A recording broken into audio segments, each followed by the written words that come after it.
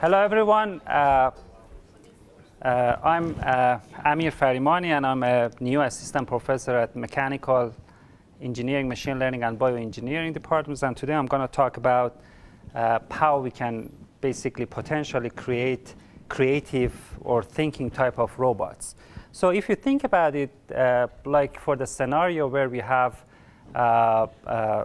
curiosity going over the Mars surface, you can see that there are a lot of uncertainties involved in such kind of situations. For example, the type of the stone that is basically Curiosity is moving on is pretty like different from the ones that we have on Earth. And basically, previously, we can see that it already got some kind of wreckage on its wheel. And you can see that the drilling situation based on the type of the stone that we have and basically the stiffness of the stone might be different. So you may need basically to have a different drilling speed here depending on the type of the environment. So what I'm going to say is that there are many uncertain type of environmental changes or uncertain basically conditions or challenges that the Curiosity rover is basically confronting by. And I think it is for the next generation of the robots that we are going to make, it's pretty important to have some intelligence for these robots to be able to think and to find a solution themselves. Another example is the recent video that we saw, became viral a few days ago, that the Boston Dynamic basically robot is able and capable of like moving a lot of different kind of boxes in a kind of environment that there is no human. So for example, it's able to carry different kind of boxes and puts them on top of each other. This is pretty interesting, but consider that the variability in the boxes, or the sizes, the orientation, it might be possible that we have fragile, basically type of boxes here. So with all those uncertainties and again challenges that this robot has, it will be very difficult to write programs or use classical control basically to handle such situations. So it needs basically intelligence to distinguish between like the fragile and unfragile conditions. If there is something happening here, for example, one of these boxes fall here in front of it, and it needs to re-navigate or basically find another solution. So it is very important to give some kind of intelligence or decision-making capability to the robots to be able to perform such kind of complicated tasks depending on rapidly evolving basically environments. So that is something that is currently almost lacking in the robotic systems. And there have been a lot of efforts, which I'm going over some of them, to give basically robots some intelligence. So what we need is to create some kind of robots that basically they are able to, first of all, think. So what we mean by think is like having intelligence to be able to find and discover basically different policies or different strategies to solve their problems. And also making decisions. What do we mean by making decisions? As human beings and for our intelligence, what we do is normally we have multiple options for a problem, or we have multiple solutions. So by thinking, I mean that we should create robots that are able to come up with multiple solutions, and after we have multiple solutions, they should be able to make decisions. Which one is better, or which one is basically giving me much more rewards. Also, they should be innovative. They should be and creative. They should come up with the solutions that even human intelligence cannot come up with. Like the solutions that I'm going to show you in the next couple of slides. Even we were not able to think of, it's possible to do that. And the other one is basically persistent. So the current classical control way of programming the robots is giving basically a few tries, or we do a few basically iterations of trying on different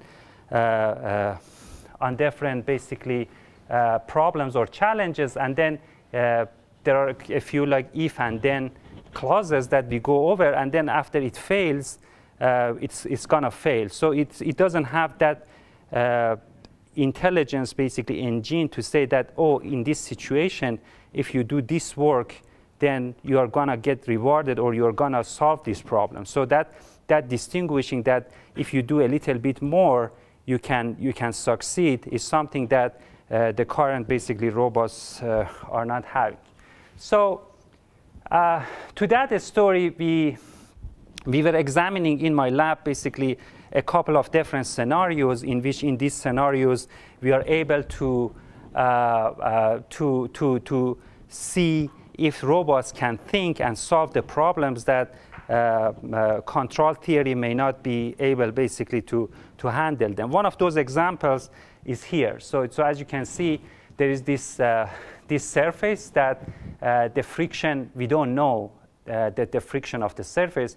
And the goal of this robot, which is a manipulator, is to slide the box in a way to reach to the red point. And each time, basically, we change the red point position. So the robot basically tries to reach it basically to that point. And after some training, it's able to do that. And here, also, this is called dexterous hand, which this main robot is hardware robot is also available. For this manipulator, also the hardware is available. So what we do here is that there is a specific position of the dice that the hand with the dexterous hand with multiple degree of freedom is trying to basically rotate this box to achieve to that. So how these things are possible, I'm going to explain in deep how we are going to use deep reinforcement learning to achieve this. But these are like something that has been done with the OpenAI recent advances and that I'm going over. But we took it even further. So we did a couple of interesting experiments on top of what OpenAI did. And what we did is basically we created a ditch here. So we created a ditch which is the size of the box, and then we constrain the robot.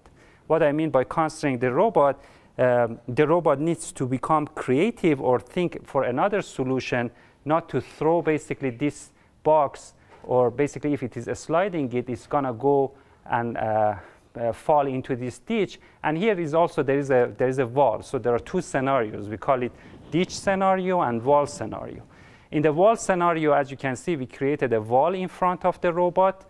And the robot basically needs to think of like how it can either grab it or punch it or whatever strategy that it has in order to achieve basically the red point or to reach to the red point. So interestingly, after we set up this experiment and we run the training, what we observed is that the robot is able to use something that even we haven't thought about it. So we were setting basically this box as a flexible box. And one thing that the manipulator is here doing, which is super interesting, is that sometimes it punches. So it presses with the gripper on top of this box. Since it is elastic box, and then uses its elasticity basically to throw it. And most of those are very interesting. Basically, you see, for example, the previous episode or this episode. Actually, it punches. And then through the punching, the elastic box basically just goes and sits on the red point, which was surprising to us because as human being, you don't think that is one of the possibilities that you press this box and then it goes and lands there. And then how much it should press, how much and when it should press that to get that much elastic, basically bouncing energy is also another interesting point. One other thing to show is that as we train and train more, which I will explain about the training later on, you see that at this current frame, the robot is like a baby. So it's like it's trained at the preliminary stages, and then as the training goes on, after like millions of episodes that we train, it becomes better and better. And this is the task which we put the same for all of them. We put the same target, which is the fixed position of the red point, and also we have the fixed position, initial position of the box. And as you can see, the robot is using different policies to handle the same situation. So what I wanted to say, the message from this slide, is that although you may have the same problem, the robot comes up with different policies to solve that problem. So it means that it is able, you see that they are pretty different, basically, in terms of the policies that it uses to solve the same problem.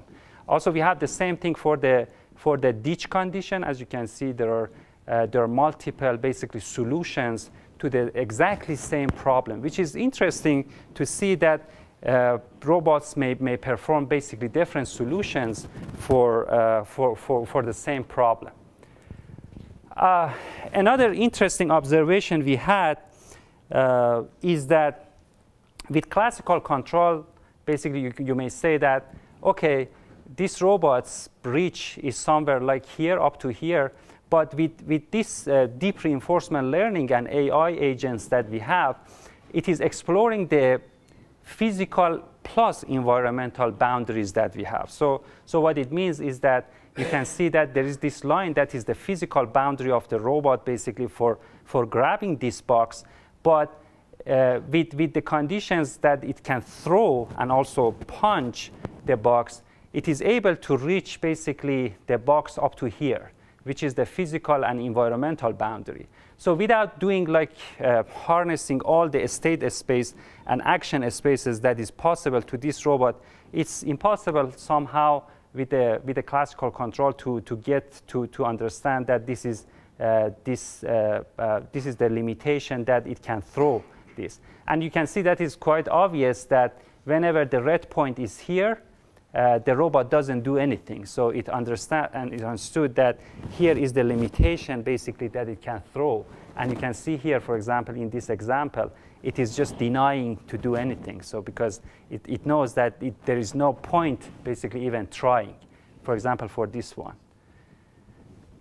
But the ones that are within that physical and environmental boundary that we found, I mean, they are pretty, a go for this robot. OK, so how do we do this? I mean, so you might be getting interested in what is this magical box that is able to do all these things and give this flexibility to the robot intelligence to think, to find its physical boundary, to understand that when it should do and when it shouldn't do the thing, how it can solve a fixed problem with different basically solutions, and also how it can become creative, like discover that there is this flexibility in the box that it can punch it and use that punching to have the elasticity. So as some of you or most of you might be aware, we are using reinforcement learning. Reinforcement learning has been around the corner since 1987, 85, and then it has gone through like neural networks that in machine learning has gone through a lot of ups and downs. Also, it has its own ups and downs. But recently, we have got a lot of great tractions, and the reasons are we have a huge improvement in the hardware. So we have got tremendously interesting GPUs that we can run simulations and basically training on them. And on the other hand, algorithmic developments that have been happening during the last couple of years, especially since 2014, has tremendously helped us to tackle problems that are almost intractable before. So it's a very brief intro to reinforcement learning for those people who are not basically familiar with that, is that the reinforcement learning paradigm is talking about an agent which is interacting with an environment, and then it has, the agent has, and the environment, they have a state space, which there are different kind of states that they are in the environment. And also, based on whatever policies or based on whatever actions you do, or basically a range of actions that you do, you get different rewards. And that reward is coming from the interaction with the environment. And then each time, based on that, the agent makes another decision based on the famous Bellman equation, which is called Markov decision process, basically model of the world. And then it makes a new decision, and it basically does another action. So it's a kind of repetitive cycle between action, state, and it gets the reward. Obviously, the goal is to maximize the reward. And in 2015, we got basically the first signals that we are able to use reinforcement learning to play Atari game, as most of you are familiar with this, which is a kind of a state space here that you can see is the pixel values of this state here. And then you have a couple of actions which are like Atari game playing, like left, right, and stay put, and multiple basically actions that you have. So it is done with DQN, something we call it Deep Q network. And then what it does is that it takes basically this image of that frame, and it passes through multiple layers of convolution layers, and then finally it passes out the appropriate action, the next action. And the reward here is the score that you can take. So this was really revolutionary in 2015. But since then, there were a lot of basically developments that happened in that regard. We have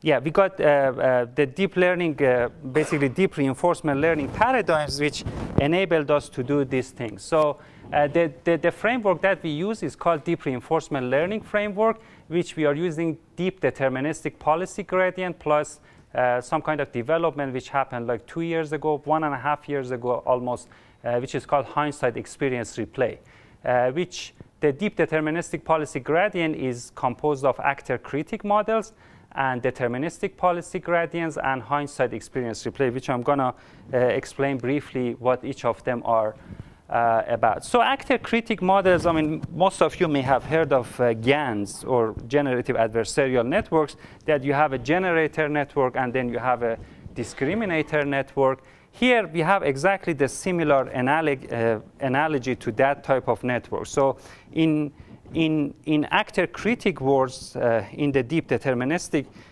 policy gradients, what is happening is that we combine the strengths of the deep Q networks, or deep Q learning, which is fast estimators of actions and the quality of the given state and action. And it has also some weaknesses, like, I mean, cannot deal with very large continuous action spaces.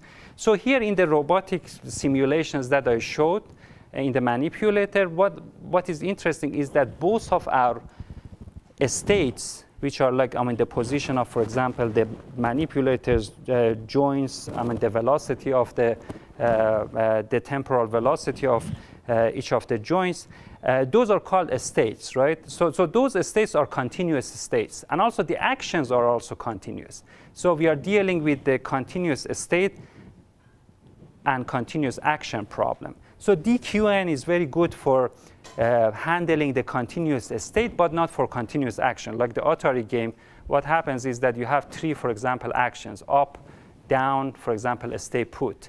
Or for the other game that David Silver actually solved, we have 18, for example, output actions.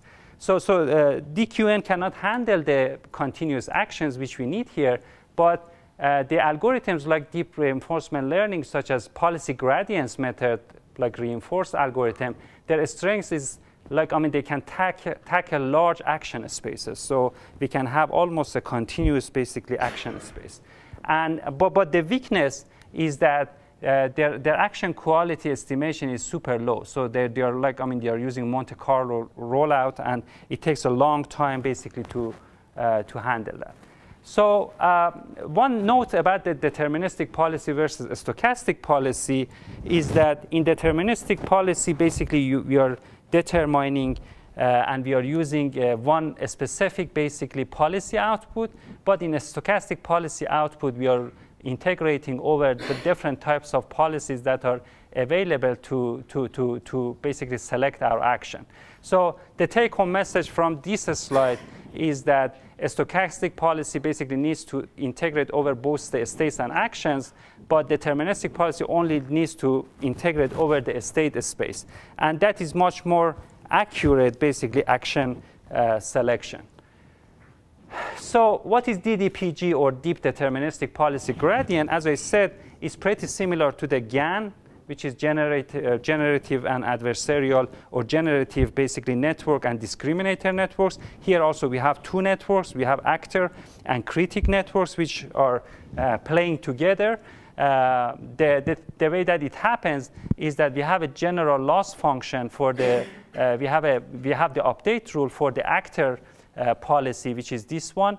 So at the end of the day, what we are very interested in is that what should actor do, or what should basically the actor output.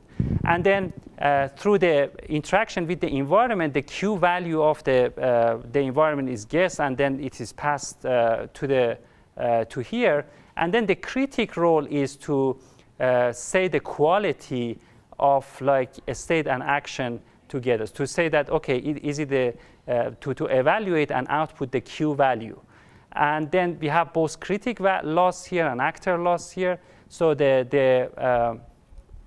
as you can see here, the critic loss is going to be the estimation of the Q value as of yi.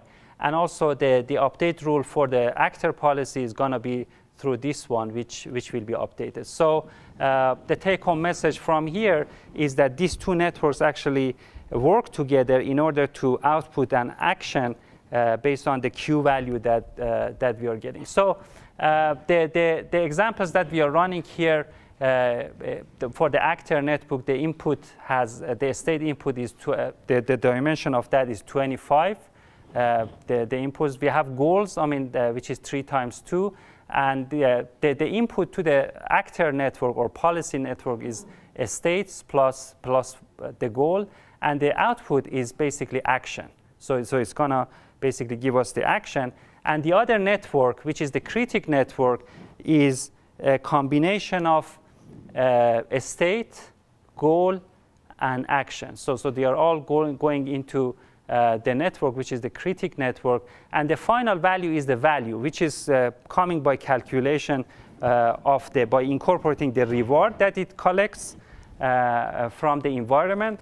And then it is going to be the output of the network. So together, these two networks, as you can see, are coupled to each other through that point. And as you can see, the back propagation is happening both to update the next states, and also it's happening to update the states in the both actor and critic network. So for our robotics simulation, basically for the manipulator, it's interesting to identify what are these elements of state, action, and environments that we are talking. So for the actions, X, Y, Z of the gripper and the situation or the condition of the gripper, if it is closed or open. So we have 4 actions to do. So there is a kind of internal controller for the robot that whenever we give a specific position of X, Y, Z, it's going to go over that and basically achieve that position at every time step. So the goals is a vector of 3 by 2, which is X naught, Y naught, and Z naught of the red point, which is the target, this one, and the box X, Y, Z. So it is getting actually the relative position of the box with the goal, which is the red point. And the states are, it's a long list, but as you can see, it is the gripper position, it's 3 states, box position, relative position of gripper with respect to box. Gripper state, it has 2 states, basically from the two sides, box rotation, the status of the box positional velocity, box rotational velocity, gripper positional velocity, and gripper velocity. So this is the states, this is the goal and the actions. And each time, basically, in each action that the manipulator does, for that specific step, we give it a reward. Either it is -1 or it is 0. Whenever that it is basically not achieving its goal, we give -1. So always we are punishing it, otherwise it can basically reach to the red point, as you can see here. So, and then we run it, for example, for 60 episodes, 60 time step, which becomes 1 episode. So 1 episode's definition is at the beginning of basically approaching the box, holding the box, and just throwing it or punching it or whatever other actions basically the robot is doing.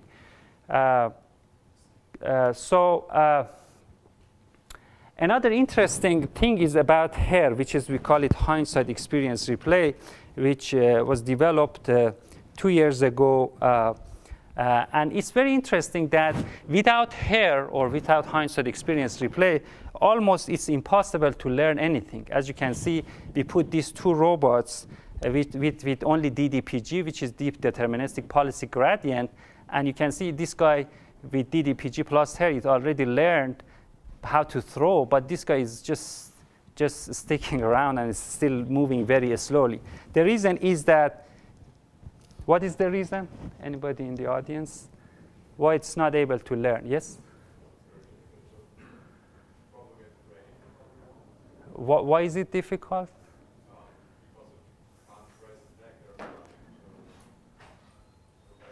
To learn from. So the problem that we call it the sparse reward problem. So it should do a lot of different basically iterations. As you can see, it may need to move actually its gripper, joints, basically arms, in different ways to achieve one single reward here, right? So the problem with that is it's very sparse. You always get punished until you are able to do at least one of these basically punching or throwing as correct as possible, right? So it's called the sparse reward problem, which we have. And that is solved by something called Hindsight Experience Replay, which I'm going to explain about. So what is Hindsight Experience Replay? In the main paper, they said in one of the sentence in the introduction, which I really like, I think that's the best explanation for her. And that is, consider that you're playing hockey, and most of the time you're trying to reach basically to the goal, but unfortunately most of the time it fails, right? But you don't learn anything from those failures, right? I mean, almost if the robot, for example, when it is grabbing or pushing or punching basically this box, if it reaches to the red point, it learns something. It gets feedback of the positive reward. But what if it doesn't? It doesn't learn anything, right? So what Hindsight Experience Replay is doing is saying that, OK, consider that you do a sort of actions, like, I mean, the robot does this action and it throws the box to a place. Now I'm considering that that is my new goal, or that's my hallucinated goal. So what it says is that, OK, I'm gonna basically, for this guy who is just throwing the puck, I'm gonna just move the goal, or move the goal basically to somewhere upper to achieve that goal, right? I mean, to get some reward. So it creates a set of new goals, or G primes, we call it hallucinated goals, that it assumes that if the goal was there, basically I'll get the reward. So this solves the problem of a sparse reward in a way that the notion of experience replay, or basically having a set of all actions, rewards, next states, and the current states, was already in, like, a few years ago, it was a standard practice. But what is the problem with this basically is that it still lacks the problem of having the absolute reward for the actions. So what experience replay says is that, okay, I'm going to replay all these actions, and I'm going to virtually create G prime, which is my new goal, and then I'm going to evaluate based on that. It means that, okay, I do these actions, I know it is wrong, then I'm going to move my goal there, and I learned that, okay, if I do this, I'm going to achieve this goal. So through putting that list, which is the experience replay list, it's able to learn from both sparse, from the unsuccessful experiences and successful experiences. So we are making a soap of experiences that are successful and experiences which are not successful. In that way, it is learning super fast because it learns from its mistakes on successful trials in that way. So that is what we call it Hindsight Experience Replay. And the way that it is coupled with the DDPG is that the DDPG basically creates the critic networks and the actor networks. They are creating basically experiences, and they pass the state actions they took, the reward in that time step, and the next state and the goal. And then it goes through a list of experience replay buffer, and the hindsight experience replay basically moves the goal G to G prime, and then reevaluates the amount of reward, which becomes most of the time a positive reward because it's G prime, which is the location that we move the G. So, and then make a soap of that replay buffer, and again run the network, which is the DDPG network, actor critic network, on top of that. And it learns back all the parameters for both actor and critic network, which is, we call it enhancing the reward, even not reaching the desired goal. So it's basically learning from the mistakes that the robot is doing. Some more information about the training. So most of the training we do, you can build this robot in SolidWorks. You can move it to an environment called Mohoko, and in Mohoko, basically, that's your robotic dynamic, basically, simulator. And then you have the OpenAI baseline, basically, which is created on top of TensorFlow for the deep neural network, basically, policy, DDPG plus hindsight experience replay. And then you can run, different number of environments, like, putting a wall here or creating like a ditch here. And then we change the environments. For example, we played around with 10 environments in 45 days. And normally these are runnable on like GPUs with 1080 Ti, basically normal computers these days. Although you can just parallel process them as well.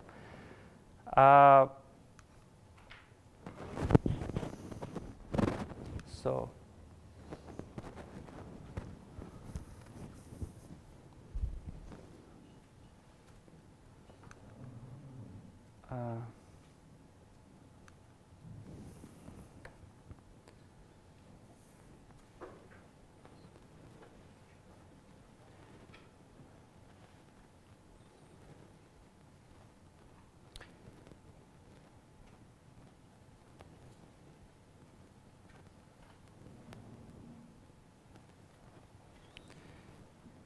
I think there was a video that cannot be shown here.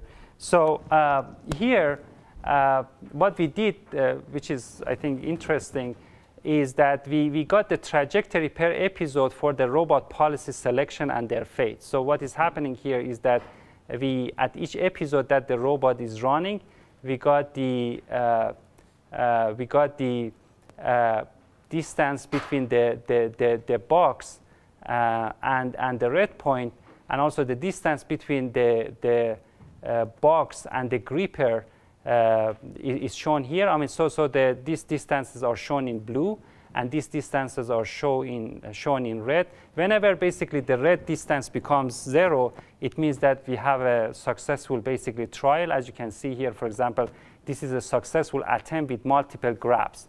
So, and the green curve, what it shows is that it shows multiple grabs. So you can see that we monitor the status of the gripper, and then it does multiple, for example, grabs, successful attempts, and then it got like up to here, as you can see, like at 47, it was successful to perform this operation. And here, again, the robot gripper is detaching from or going away from the box. This is the unsuccessful attempt. It means that you can see the red line is not going to like 0. So it did multiple attempts with grabbing, but it couldn't do that.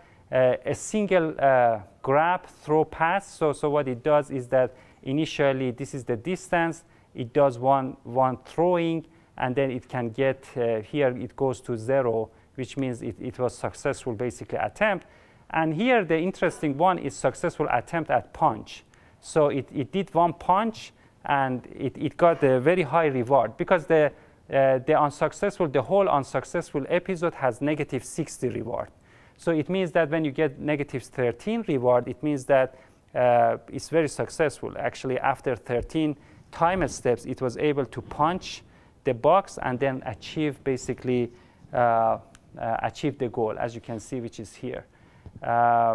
So I had this video of the punch. I don't know why it doesn't play in the previous one. And then these are mostly some of the unsuccessful tries that the robot does. For example, here, this is the unsuccessful, completely unsuccessful. So the reward is -60.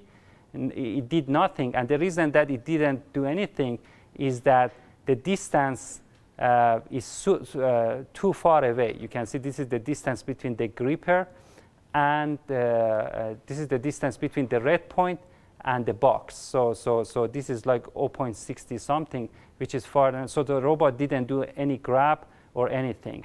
But for the punch, for example, what it did, this is the punching behavior, which basically it punched. It doesn't grab anything, so it is 0 almost. It does one punch, and then what is happening is that it gets to the reward, and it is doing it as fast as possible. So it gets a positive reward for the rest of 47 time steps that is left.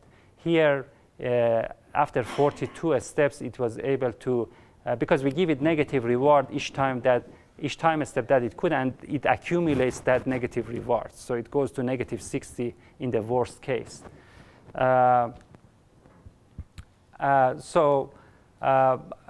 This type of analysis are somehow interesting. I can call it a statistical inference of what the robot, or a statistical behavior of the robot. And another interesting fact that we plotted all the successful episodes versus the episode reward versus the distance of the goal, x distance of the goal. It means that how far box is from the red point. And then this is the whole episode reward, which is changing between -60 to -10. As I said, like it is -13 is the best, or -12. It means that it can do it in 12 time steps. But there is an interesting observation here. So the robot, whenever it basically figures out that the distance is too high, like the distance between the box and the red point, and it wants to achieve maximum reward, mostly you can see that there are red dots here. So it means that it is doing punch. So red points are the punch actions. Green ones are the grab one. So it just understood that the best way to achieve the maximum reward when the distance is too long is to punch, so not to grab and throw, because it understood that this is the best type of action to take, which I think is very interesting in terms of like understanding that why in this region we have most of these red points, which are showing that the reward, maximizing the reward, is actually correlated with the distance to the goal. So from this we can understand that the robot is making very good decisions based on the situations that are there. It is going to do different modalities of actions. Another experiments that we did is that we thought that, okay, is it possible that at the time of the training we move the red point gradually farther away, right? To see that if it can gradually learn, like to throw it further away, so farther away, by doing that. But this experiment, as you can see, it tried a lot. Like its disengagement ratio, it means that the time that the robot basically tries to do nothing. So as we moved it further away from the box, you can see that it is the amount of time, statistically, the time that the robot says, no, I'm not going to do that, is increasing. So it gets a little bit disappointed as the point is going farther away, which is an interesting observation. Another interesting observation we had is that we thought that, OK, if we move the red point farther away and then bring it back here, that may help basically the robot to just straight, like, I mean, the baby, I mean, when you want to train a baby to catch something, you put it, I mean, like, for example, an orange, you put it in front of it a little bit. I mean, you don't put it like far away, right? I mean, you want just to reach there, and then gradually you put it a little bit farther. And based on that experience, we thought that, OK, let's gradually doing that. Again, it couldn't basically get to a very interesting point, which is like the grab ratio also decreases. So it means that it forgets about the experiences. So it memorizes most of these experiences, which are couldn't do anything. So the grab ratio comes down as we do this. Although, I mean, we are bringing it down back to lower than 0.4, which is the position, but still it couldn't basically learn that. But so in summary, I think there are a few interesting, this is basically the beginning of our exploration of the possibility of giving much more intelligence to the robots.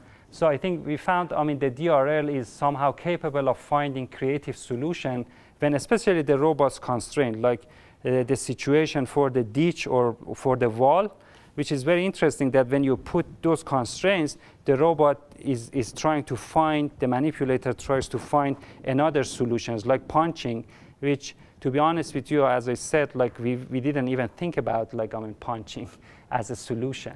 We can identify the physical mechanical operation limits of the robot, which are coupled with the environment. So that is also something important, like the friction or the box elasticity. With a fixed task, multiple successful solutions were discovered by the robot. So it's not like classical control, like that you only have a specific solution to a fixed problem. So if you give a fixed problem to the robot, it's always going to give you a similar solution or exactly similar solution. But here you can see that it finds multiple solutions to the single problem. With a robot adapts itself to the constraint by switching the policy from grab to punch to maximize the reward. That was the last one of the last figures that I showed, that you see that as you are putting the red point, which is the goal, farther away, it is adapting to, it is basically thinking to do much more punch rather than grab.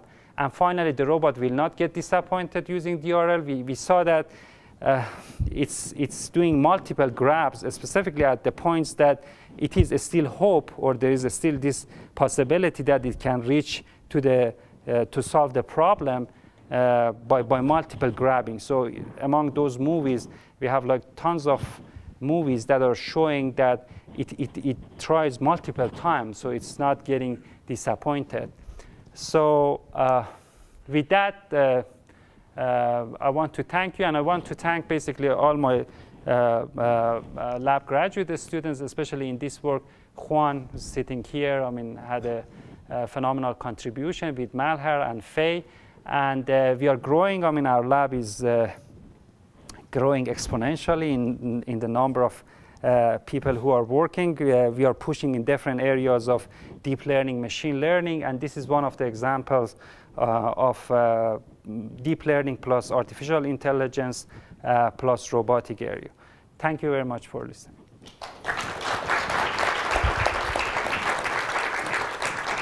I'll be happy to take questions, by the way. Any questions? Yes? So when you say discovered punch, what do you mean exactly? You have not seen any examples with a punch thing? No. You did not have an action punch?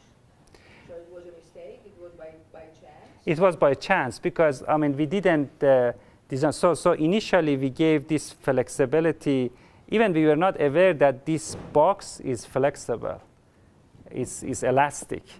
So all of a sudden, in most of these punching actions, we saw that, oh, wow, it found that policy or that punching thing, and it found the property of this material. It discovered that it is possible. But I mean, when you have reinforcement learning, nothing gets discovered, I mean, in some sense. Mm-hmm.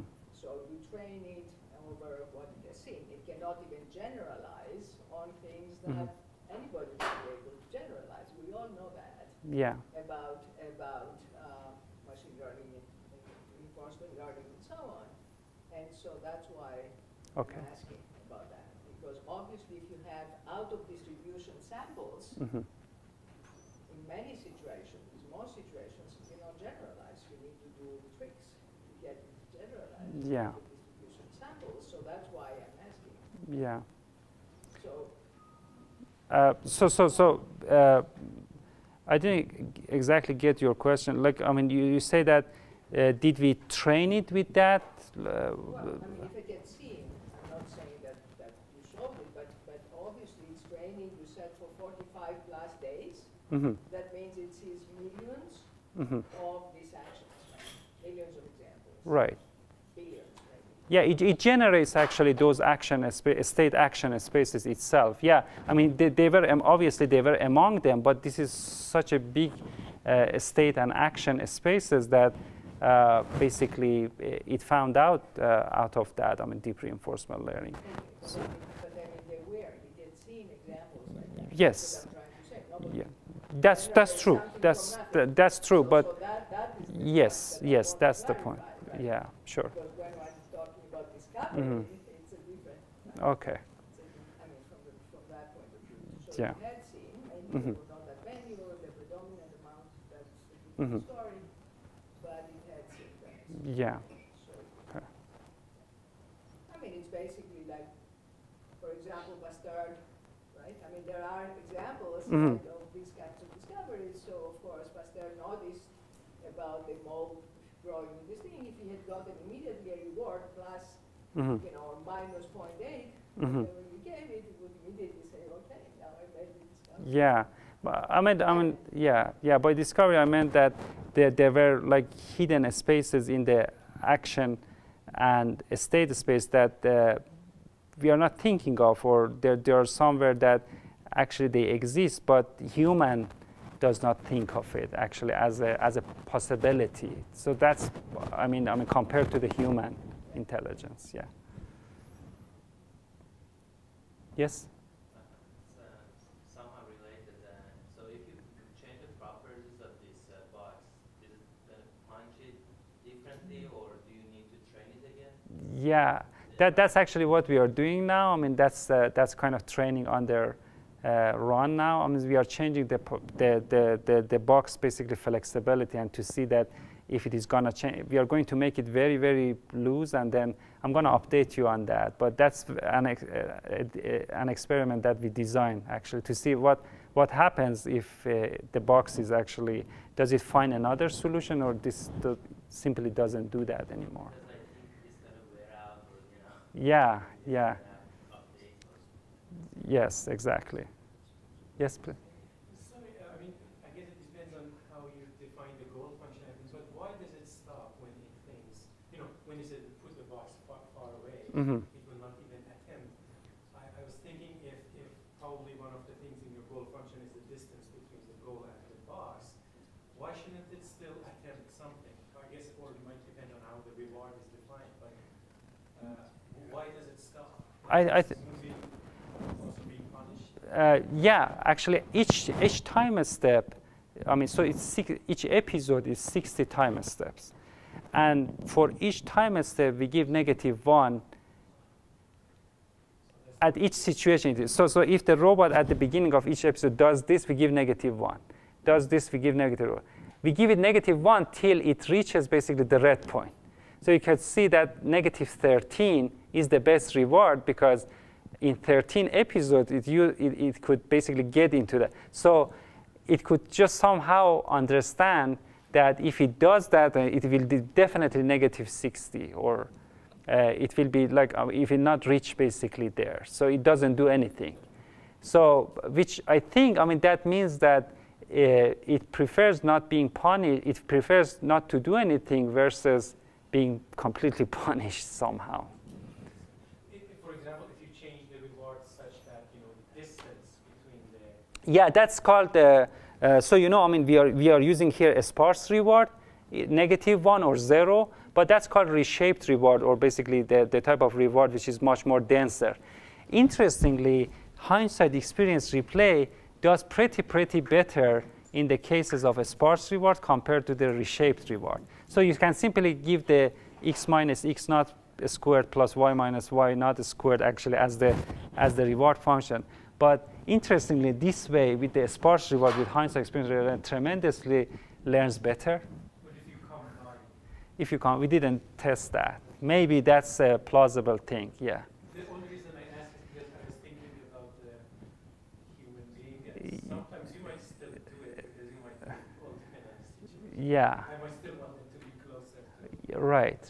Right. You're right. Yeah. I think one of the points that we should appreciate here is the amount of energy. Like it's also minimizing the amount of energy that the robot needs to do the thing versus its reward. So even in that slide that it does the mode of action changes from punch to from punch to grab. You can see here this is almost doing all the time punch. It just figures out that maximizes the reward, minimizes the energy, and that's the best way to handle this situation. There was a question. Yes. Do you think this punching policy would work on a real robot, or have you just learned to exploit some artifact in the simulator? What do you mean by artifacts? Do you think that if you took this punching policy and tried to run on a physical robot with a real physical block, that it would actually spring up and launch itself to the correct position? We didn't do that transfer, but I hope so. Yeah, maybe it works. Yeah, most of the transferability of these algorithms are done through randomization of initial parameters, which are the friction. So friction between joints in the robot, or the range of flexibility of this box, or things like that. So OpenAI actually, for the dexterous hand, what they did is that they were able almost to transfer whatever was trained with Mohoko to the real hand. And the reason that they were able to do that is with full randomization. By full randomization, I mean that you learn also the range of the frictions possibility between this joint and this joint, like it is from 0.1 to 0.8. And then you just discretize those and give them as an input to the system. So given that range of basically possibility of frictions and all the physics parameter to the engine, it is able to basically the hope is that the main robot falls within one of those possibilities. Yes? Wouldn't that take much longer to learn a policy? And sort of a follow-up would be, do you really think you couldn't have somebody in 45 days? How long would this? No, this 45 days, actually, I should clarify also. This 45 days is for 10, or for how many, Juan? Plenty, yeah. It's plenty. So each of them, which is 2.5 million, right? Similar, 2.5 million training is taking us 1 day now. But we ran I think many environments, and we tried a lot of things. So it's not like one of these instances take 45. If you randomize all the joint locations, bulk, the sort of the elastic parameters of the box, it takes much longer to run. It takes time, but you can also scale that on the multiple cores and computers. Another question would be, you said that you need deep reinforcement learning to solve these problems. Do you really think you can have a classical roboticist learn the policy to pick up its real box to the desired location? Do you think this is a problem that's too hard for classical robotics to solve? Because you kind of pitch deep RL as being able to solve new problems. Is this a new problem? Or? No, it's not a new problem. What I'm saying is that depending on the situation, it's able to somehow, compared to the human intelligence, is able to find other solutions. I didn't say about the throwing, especially for the punching or rolling or multiple modes of action. It's able to find the solutions which, at least in our lab, we didn't think of it, like it's possible to punch this box to use this elasticity in order to have that jump. That's what I mean as something new. Do you think that policy would work on real robots, the punching policy? Yeah, maybe it's possible to do that. I don't know how you can change basically the location of the red point and learn it basically how to do that almost accurately. Is it possible to do that with classical control? You change it, I mean, like quite in different position and use punch to achieve that goal?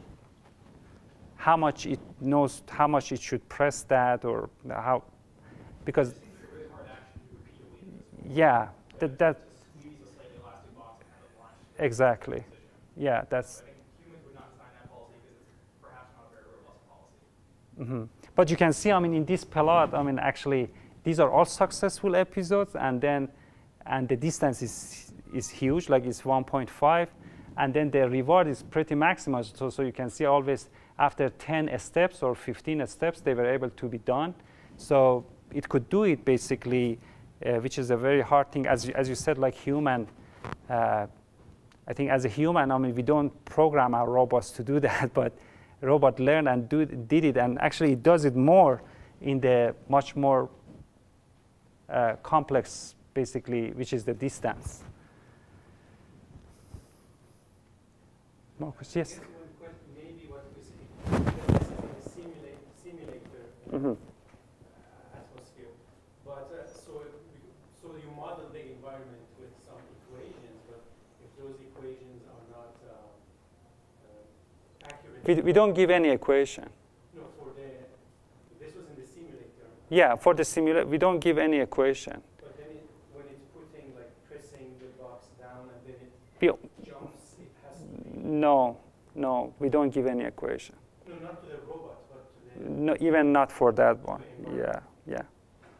How does it know what happens? Oh, that equation. Yeah, that equation is given. Like, I mean, you know, the dynamics, gravity. Yes, but what I mean that what we didn't give is, like, I mean, the friction of the surface or some kind of parameters that are involving that the robot basically discovers those itself, or it finds like what is the friction on the surface. No, those models are, I'm sure, pretty Yeah. good because the basic models were.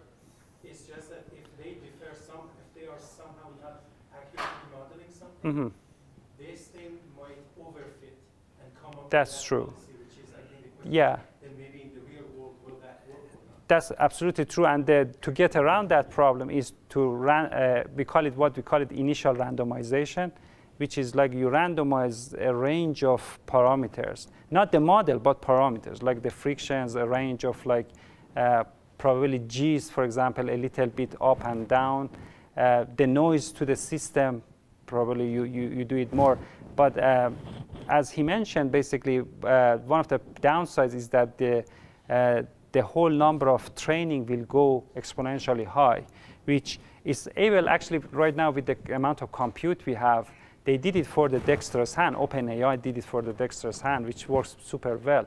So they actually use the same policy that they trained it on Mohoko environment and OpenAI baseline, and they exactly put it on the hardware, and it worked. So that is possible, but it needs a lot of compute. Yeah. Yes? So how do you usually measure the distance of the object? Like on a simulator, you know that the box is going to be here at this particular X and Y position. In real life, you use like vision to calculate that? Yeah, exactly. So in the real environments, they use the vision to find that, or they basically, you can use other ways to pass the reward or basically measure how good is this. Yeah, it's mostly vision currently. Then you have to rely on that, and it'll be like really accurate.